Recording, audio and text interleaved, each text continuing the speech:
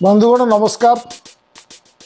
आमर ममता बानर्जी पश्चिमबंग संगे पड़ुनी, आमर चंद्रबाबू नायडू आंध्र प्रदेश सह पड़ुनी, आमर श्री विष्णुदेव साय छत्तीसगढ़ सह पड़ुनी, आमर स्टालिन सह तमिलनाडु सह पड़ुनी पांडियान को जो, आमर भूपेंद्र भाई पटेल को गुजरात सह नाई नाई नाई आमर गुजरात सह भल संपर्क अच्छे। गुजरात गोटे बदनाम कंपनी को रहस्यजनक भाव मेट्रो रेल बनइबा को ठिका मिली से विषय अधिका जानापी परंतुर 6 मास पूर्व एपिसोड देखंतु जार ना हूँ भूत गुणिया संगी। एबे गुजरात आउ एक कंपनी आसी आम मंत्री और ऑफिसर मानू ट्रेनिंग दौरान ओडिशा केमती दादन संख्या कमिब से कंपनी ना हूँ SBM एडवाइजर। एटा हूँ गुजराती कंपनी। निर्वाचन पूर्व जो मैंने अभियोग करुले ओडिशा रे अण ओडिया तमिल कंपनी मानक सब काम मिलूची, एबे गुजरात अदानी ग्रुप ओडिशा रे पशिले खुशी होउछंती। बहुत से पचारुची अरे भाई जदि अण ओडिया कंपनी को ओडिशा रे भर्ती करा जिवो नाही तेबे आम राज्य सरकार शह शह कोटी टंका खर्च करी उत्कर्ष ओडिशा इवेंट कहीं करथिले से बाहर कंपनी को आकर्षित करबा पई तो ताले तमिल कंपनी ओडिशा रे काम पाइले असुविधा क्योंटी थिला। भारत रे तमिलनाडु होउची मैन्युफैक्चरिंग रे नंबर 1। से माने कंचा माल नउचंती ईस्टर्न स्टेट्स रु ओडिशा रु, सस्ता लेबर नउचंती एठू।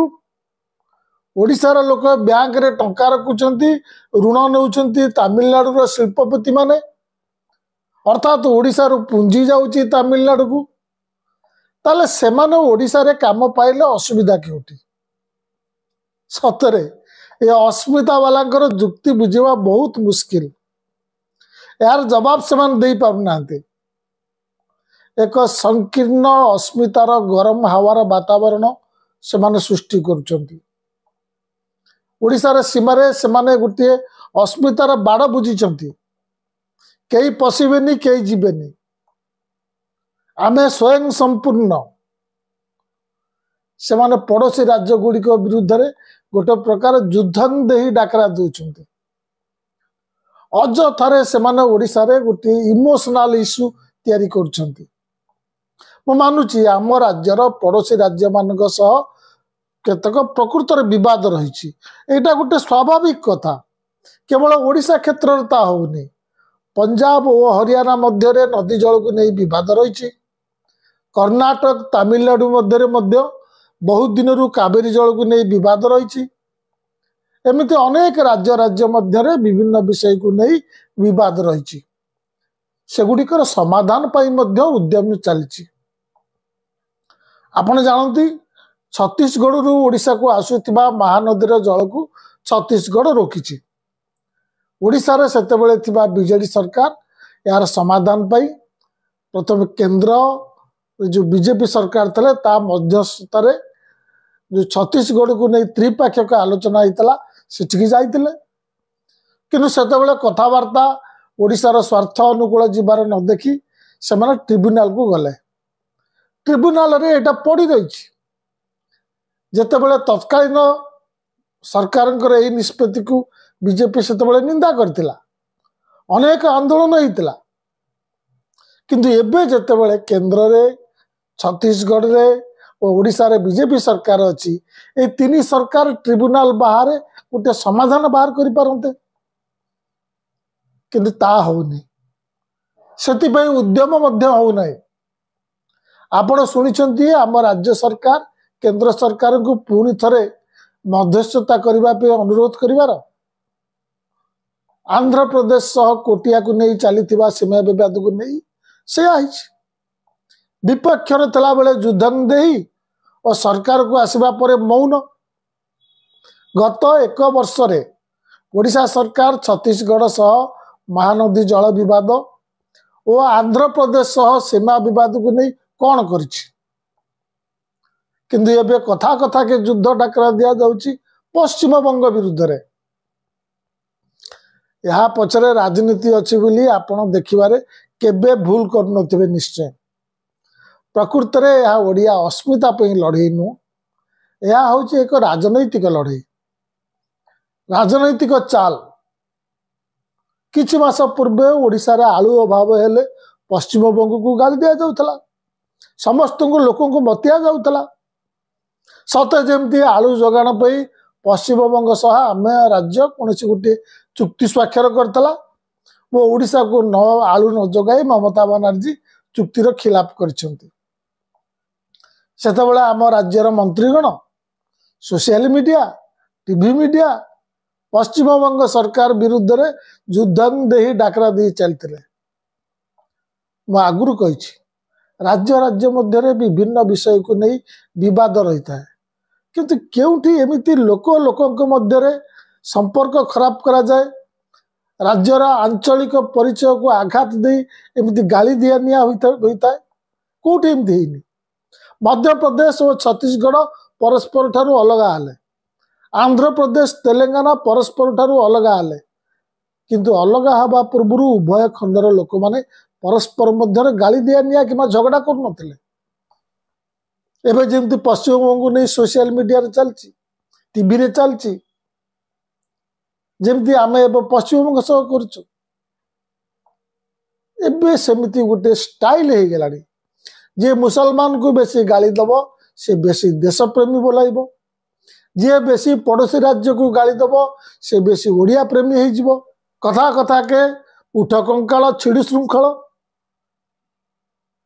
ଏବେ ନିକଟରେ ହୋଇଥିବା ଝଗଡ଼ାର କାରଣ ହେଉଛି ପଶ୍ଚିମବଙ୍ଗ ସରକାର ତାଙ୍କର ଦୀଘାଠାରେ ତିଆରି କରିଥିବା ଏକ ଜଗନ୍ନାଥ। ଏଥିରେ ମୁଁ ଲକ୍ଷ୍ୟ କରିଛି କିଛି ଲୋକ ଅସୁରକ୍ଷା ମନୋଭାବର ସହିତ ପ୍ରତିକ୍ରିୟା ରଖୁଛନ୍ତି। ସେମାନେ ଭାବୁଛନ୍ତି ଦୀଘାରେ ଜଗନ୍ନାଥ ମନ୍ଦିର ହେଲେ ଓଡ଼ିଶାକୁ ବଙ୍ଗାଳୀ ପର୍ଯ୍ୟଟକ ଆସିବା କମିଯିବ କିମ୍ବା ପୁରୀ ଜଗନ୍ନାଥ ମନ୍ଦିର ତାର ଆକର୍ଷଣ ହରେଇବ। ତାପରେ ଆରମ୍ଭ ହେଇଗଲା ମମତା ବାନାର୍ଜୀଙ୍କ ଉପରେ ଆକ୍ରମଣ, ବଙ୍ଗାଳୀଙ୍କ ଉପରେ ଆକ୍ରମଣ। କିଛି ବଙ୍ଗାଳୀ ବି ସୋସିଆଲ ମିଡ଼ିଆରେ ମାତିଗଲେ ଆଉ ବୟକଟ ଓଡ଼ିଆ ଅଭିଯାନ ଆରମ୍ଭ କରିଦେଲେ। ପ୍ରାୟ 3-4 ଦିନ ଏଥିରେ ଓଡ଼ିଶା ମିଡ଼ିଆ, ସୋସିଆଲ ମିଡ଼ିଆ, କିଛି ବୁଦ୍ଧିଜୀବୀ ଆଉ ଏ अस्मिता ବାଲାଏ ଏଥିରେ ବ୍ୟସ୍ତ ରହିଲେ। ଏ ବିଷୟରେ ଆପଣମାନେ ସବୁ କଥା ଜାଣିଥିବେ, ମୁଁ ଆଉ କ'ଣ କହିବି। କ'ଣ ଜଣେ ମମତା ବାନାର୍ଜୀ ଚାହିଁଲେ ପୁରୀର ଜଗନ୍ନାଥ ଧାମର ମାନ୍ୟତା କାଢ଼ି ନେଇପାରିବେ, ଓଡ଼ିଶାର अस्मिताକୁ କ୍ଷୁଣ୍ଣ କରିଦେବେ? ଆମେ ଏତେ ନିଜକୁ କମଜୋର କାହିଁ ଭାବୁଛୁ? ଆମର अस्मिता, ଆମର ଗର୍ବ, ଅଭିମାନ ଏତେ ଭଙ୍ଗୁର ବୋଲି ଆମେ କାହିଁ ଭାବୁଛୁ? ସାରା ଦେଶ ଜାଣିଛି 4 ଧାମ ମଧ୍ୟରୁ ଜଗନ୍ନାଥ ଧାମ ହେଉଛି ଗୋଟିଏ ଧାମ, ବରଂ ଏକ ମହତ୍ୱପୂର୍ଣ୍ଣ ଧାମ। କ'ଣ ଦୀଘାକୁ ପଶ୍ଚିମବଙ୍ଗ ସରକାର ଗୋଟିଏ ଧାମ ବୋଲି ଆଖ୍ୟା ଦେଲେ ପୁରୀର ଧାମ ମାନ୍ୟତା କଟି ଦୀଘାର ହେଇଯିବ? କିନ୍ତୁ ତଥାପି ଆମେ ଏ ବିଷୟରେ ଅତି ଆଗ୍ରେସିଭ ହେଇଗଲୁ। ପରବର୍ତ୍ତୀ ସମୟରେ ଶୁଣିବାକୁ ମିଳୁଛି ପଶ୍ଚିମବଙ୍ଗ ସରକାର ଧାମ ଶବ୍ଦ ହଟେଇବାକୁ ରାଜି ହୋଇଛନ୍ତି। ମୋତେ ଲାଗୁଛି ବୋଧହୁଏ ସେମାନେ ଧାମର ମହତ୍ୱ ବୁଝିନଥିଲେ। ସବୁଠାରୁ ବଡ଼ ହାସ୍ୟାସ୍ପଦ କଥା ହେଉଛି ବିଜେପିର social media head Amit Mallya କହିଦେଲେ ଯେ ଦୀଘା ଜଗନ୍ନାଥ ମନ୍ଦିର ସହିତ ଆଉ ଧାମ ଶବ୍ଦ ଲାଗିବ ନାହିଁ। ଆରେ ଭାଇ, ଅମିତ ମାଲ୍ୟା କିଏ? ନା ସେ ପଶ୍ଚିମବଙ୍ଗ ସରକାରରେ କିଛି ଅଛନ୍ତି, ନା ତାଙ୍କ ଦଳ ଶାସନରେ ଚାଲିଥିବା କେନ୍ଦ୍ର ସରକାର ଏଥିରେ କିଛି ନିଷ୍ପତ୍ତି ନେଇପାରିବେ। ସେ କିନ୍ତୁ ଏଥିରେ କୁଦିଗଲେ। ଆଗକୁ ପଶ୍ଚିମବଙ୍ଗରେ ନିର୍ବାଚନ ଅଛି, ତେଣୁ ୟାକୁ ନେଇ ରାଜନୀତି ଚାଲିଛି। ପୁରୀ ମନ୍ଦିରରୁ କାଠ ନେଇ ଜଣେ ଦୀଘାରେ ଜଗନ୍ନାଥ ମୂର୍ତ୍ତି କରିଛି ବୋଲି କହିବାରୁ ବିବାଦ ତେଜିଲା, କିନ୍ତୁ ପରେ ଜଣାପଡ଼ିଲା ସେ ମିଛ କହିଛି। ବନ୍ଧୁଗଣ, କେହି କେବେ ଚିନ୍ତା କରୁଛନ୍ତି ମହାପ୍ରଭୁଙ୍କ ଅଭଡ଼ାର କ୍ୱାଲିଟି, ସ୍ୱାଦ କାହିଁ କମୁଛି? ନୂଆ ସରକାର ଆସିବା ପରେ ଏସି ଟନେଲ କାଢ଼ି ନେଲେ। ଯାତ୍ରୀ ଏ ଖରାଦିନରେ ସେଠି ଛିଡ଼ା ହୋଇ କି କଷ୍ଟ ପାଉଛନ୍ତି ଆପଣ ଟିଭି ଚ୍ୟାନେଲରେ ଦେଖିପାରୁଥିବେ। କିନ୍ତୁ ଏବେ ଆମେ ମାତିଛୁ ବାନାର୍ଜୀଙ୍କ ସହ, ମମତା ବାନାର୍ଜୀଙ୍କ ସହ ଝଗଡ଼ା କରିବାରେ। ଏ ମହାଶୟ କ'ଣ କହୁଛନ୍ତି ଶୁଣନ୍ତୁ। से पश्चिमबंग सहित झगड़ा को आउ पादे आगु को नहीं बाहर करने कथा वेस्ट बेंगल रो आधार कार्ड किंबा वेस्ट बेंगल रो वोटर कार्ड ओडिशा रे चलवा कथा नुहे से जो बांग्लादेश वेस्ट बेंगल आसिक वेस्ट बेंगल रे समान को फ्री कराई आ समान वेस्ट बेंगल रे आधार कार्ड आ वोटर कार्ड तैयारी करुछंती सेटा सचो वेस्ट बेंगल आधार कार्ड को एठे मान्यता दवा ए होचंती ओडिशार निशिकांत दुबे जातीय स्तर रे जेमती बीजेपी रो ए सांसद निशिकांत दुबे जहा कहि भी पार पाई होचंती एठी सेमती जय नारायण मिश्र बीजेपी रे विधायक ओडिशा रे किछि भी कहि पार पाई जाते ताको ऊपर ना तांको सरकार रो ना दल रो कोनोसी कंट्रोल अछि ये कहउचंती ओडिशा रे रहुतिबा बंगाली मानकर आधार कार्ड चेक हो जदि से पश्चिमबंग आड्रेस थी से ओडिशा रु बाहर करा जाओ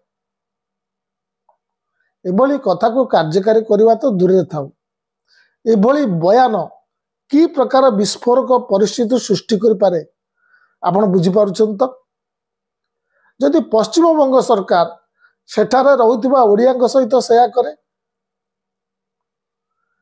ए अस्मिता को नहीं आउ गोटे कथा को आसंतु जदि ओडिशा रे केउ जणे व्यक्ति को सारा देश रे कोन भारत बाहर भी जानती से होचंती बिजू बाबू किंतु तांकू नहीं वर्तमान सरकार प्रोब्लेम रही सरकार जेते योजना रही से सबरु बिजू बाबू को ना काढ़ी निगला जन्म दिवस सहित पंचायत राज दिवस पालन परंपरा बंद कर दिगला बंधुगण या कौन अस्मिता कह जाए आकु असूया कह जाए ए समय रे सुदूर रूसिया सरकार दिल्ली रे बिजू बाबू को सम्मानित करुछि द्वितीय विश्व युद्ध रे नाजी बाहिनी विरुद्ध रे ताकर साहसिक अवदान पाई आम राज्यर केतक जितेबले बिजू बाबू को चिन्ह लिभाइबा पाई समस्त उद्यम करुछंती सेतेबले रूसिया सरकार आसी बिजू बाबू को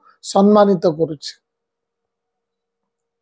मु मानुची जो ओडिशार एक स्वतंत्र परिचय रहिबा उचित उद्भासित हबा उचित किंतु ताहा कोन ए नेगेटिव थॉट सहित हबो पड़ोसी सहित झगड़ा करी दंडा देखई आईन तैयारी करी किछि लोक जीत करती सबुआडे ओडिया रे साइन बोर्ड लागू सेति बाध्य करा जाऊ एमती कोन ओडिया भाषा को महान करी हबो सरकारी चिठी पत्र केवल ओडिया भाषा रे चलिबो बोली आईन तैयारी करी व यार उल्लंघन पर दंड विधान करी ओडिशा को बंचाई हबो महान करी हबो केते दिन हला ओडिया भाषा को तो कर दिया जायछि सरकारी भाषा कौन परिवर्तन आपण देखुचंती एटा को कहंती नूतन चिंताधारार मरुड़ी मो मतरे जदि ओडिया भाषा को बंचाइबा को हबो तबे सर्वप्रथमे ओडिया मीडियम स्कूल रो अवस्था रे उन्नति आनिबा को पड़िबो ए सब स्कूल रे भल पाठ पढ़ा हेले अधिक रु अधिक पिला प्राइवेट स्कूल छाड़ी सरकारी स्कूल रे आसीबा को आसीबे आ से माने ओडिया पढ़िबे नहले आजिकाली तो ओडिया परिवार रो पिला प्राथमिक स्तर रु ओडिया पढ़िबारु वंचित होउचंती से माने बड़ा हैला परे से मान को दंडा देखेले आ ओडिया भाषार उन्नति हम द्वितीय रे ओडिया भाषार उन्नति करने को हेले ओडिया भाषा को लोकप्रिय करने को पड़ियो ओडिशा भितरे आ ओडिशा बाहर ओडिया साहित्य ओडिया पत्र पत्रिका ओडिया सिनेमा संगीत नाटक ए सबु माध्यम रे सेमती होउछि कि दुखर कथा होउछि गत 1.5 वर्ष हला संगीत नाटक एकाडेमी साहित्य एकाडेमी ललित कला एकाडेमी रो केही हेड नाहंती ए सरकार को वर्षे हेलानी किंतु ए सरकार को निष्पत्ति नेबार समस्या और विलंब होउछि कारण प्रत्येकटी खाली स्थान पई सबु बड़ बड़ नेतांकर जण जण कैंडिडेट अछंती जदि ओडियांक परिचय जाजुल्यमान करने को हुए आमको युद्धं देही मनोभाव छाड़ा पड़ो अन्य राज्य और भाषा प्रति असह्य भाव छाड़ा पड़ो दंडा फोपाड़ा पड़ो आमको बड़ हेबाकु हेले आमको बड़ हेबाकु हेले अन्य मानक रिकग्निशन दरकार जो मान सहित आम झगड़ा कर निजको ओडिया प्रेमी देखे केउथिरे तो आमको प्रथम बड़ हेबाकु पड़ो जहाँ फल आम सर्वभारतीय स्तर में चर्चा को आसवा जमिति जड़े म्यारी कोम जो मणिपुर ख्याति पाइला ओडिशार चारिपटे अस्मितार बाड़ बुझी केवल आमर अतीतर क्षण को जाबुड़ी धरी निज अंचल आम थई थई नाचिले ओडिशार अस्मिता बढ़िब नहीं। नमस्कार।